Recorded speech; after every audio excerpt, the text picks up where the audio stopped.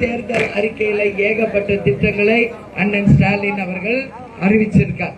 ஏவாவேலு அண்ணன் தலைமையில, நம்ம கம்பன் தலைமையில நமது வேட்பாளர் வெற்றி பெற்று நிச்சயம் போலூர் தொகுதியை எல்லா விதத்திலையும் முன்னேற்றுவார் என்று சொல்றேன்.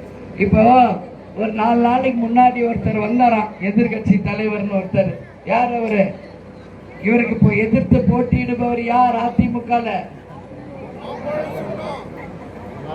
நம்ம எவ்வளோ ஒரு கண்ணியத்தோட இன்னைக்கு பேசிக்கிட்டு இருக்கோம்.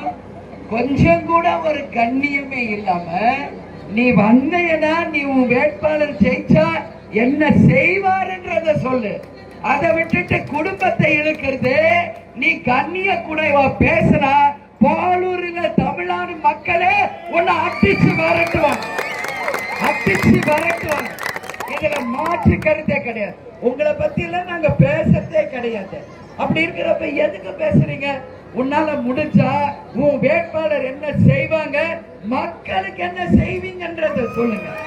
அதை விட்டுட்டு எங்க கட்சியையும் இன்னைக்கு கூட்டணியில் இருக்கிற திமுகவையும் கலைஞரையா குடும்பத்தையும் இன்னைக்கு வேட்பாளரையும் தரைக்குறைவா பேசுனீங்கன்னா மக்களே ஒண்ணு அடிச்சு வரட்டுவாங்க. தமிழ்நாட்டம் புரிஞ்சுங்க.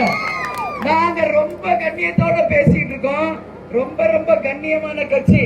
அண்ணா சொன்னது போல கண்ணியம், கடமை, கண்ணியம், கட்டுப்பாடோட இந்த கட்சியை கேப்டன் ஒரு ராணுவ கட்டுப்பாடோட வழி நடத்தி இருக்கார்.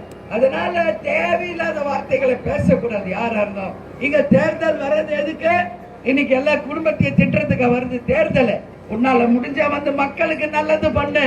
இன்னைக்கு லஞ்ச வழக்கு, ஊழல் வழக்கு வச்சுக்கிட்டு உன்னால டெல்லியில போய் திரும்பி கூட பார்க்க முடியாத அளவு ஊழல் வழக்கு வச்சுக்கிட்டு இருக்க. நீ பேசுற அடுத்த கட்சியை பத்தி உனக்கு எந்த தகுதி இல்ல, எந்த தார்மீக உரிமையும் உனக்கு இல்லைன்றத இன்னைக்கு பாட்டாளி மக்கள் கட்சியை சேர்ந்த அன்புமணிக்கு இன்னைக்கு சேத்பட்ல இருந்து என்னுடைய இறுதி எச்சரிக்கையாகவே இதை நான் சொல்கிறேன். அதனால இந்த வேலையில எங்க கிட்ட வச்சுக்காதீங்க. அப்புறம் நாங்க பேச ஆரம்பிச்சோம்னா தலை தெறிக்க நீ ஓட வேண்டிய நிலைமை வரும்.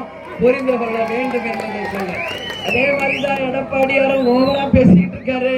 எனக்கு யாரையும் சொல்லணும்னு எனக்கு அவசியம் இல்லை. நம்ம வந்த இந்த தொகுதிக்கு என்ன செய்வோம், மக்களுக்கு என்ன செய்வோம், அதான் நம்ம முக்கியம். இவங்களை திட்டதா நம்மளுக்கு வேலை. சொல்லுங்க, நீங்க நல்லா இருக்கணும், இந்த தொகுதி முன்னேறணும். அதை விட்டுட்டு அவங்கள திட்டுறது இவங்களை திட்டுறது, இது யாருக்கு என்ன பலன்? அதுல ஒரு பலனும் கிடையாது. ஆனா அவங்கள வேற சொல்றதுக்கு ஒண்ணுமே இல்லைன்றதுனால வெறுமனே எதிர்கட்சிகளை திட்டுகின்ற வேலையை செய்யறாங்க.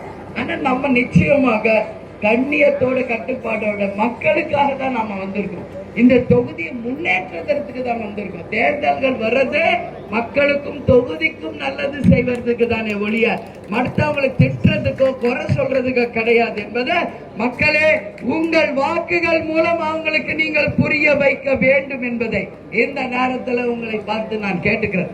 எங்களை பொறுத்தவரைக்கும் எந்த ஜாதியும் இல்லை, எந்த மதமும் இல்லை. எல்லாருமே ஒரே அக்கா தம்பி அண்ணன் தங்கச்சி தான் கேப்டன் எங்களை சொல்லி வழி நடத்தி இருக்கார். அதனால இன்னைக்கு ஜாதி கட்சியை வச்சுக்கிட்டு இங்க தேவையில்லாம ஜாதியை பத்தி பேசுறது, குடும்பத்தை பத்தி பேசுனீங்கன்னா அப்புறம் நாங்க பேச ஆரம்பிச்சா உன் மூஞ்சி எங்க வச்சுக்குவேன்னு தெரியாது. அதனால இதோட அன்புமணி நீங்களும் நிறுத்திக்கங்க, எடப்பாடியார இதோட நீங்களும் நிறுத்திக்கங்கன்னு நான் ரொம்ப ரெஸ்பெக்டா சொல்றேன். அதனால நாங்க வந்திருக்கிறது போலூர் தொகுதி மக்களுக்கு நல்லது செய்ய, இந்த தொகுதியை முன்னேற்ற, என் அன்பு தாய் குலங்களுக்கு நல்லது செய்ய, இதுக்கு தான் நம்ம வந்திருக்கிறோம். நம்ம சரவணன் வெற்றி பெற்றால் உறுதியாக நாங்கள் சொன்ன எல்லா வாக்குறுதியும் உங்களுக்கு நிறைவேற்றுவோம். 8000 ரூபாய் கூப்பன் உடனே வரும். மாதம் 2000 ரூபாய் உங்களுக்கு கிடைக்கும்.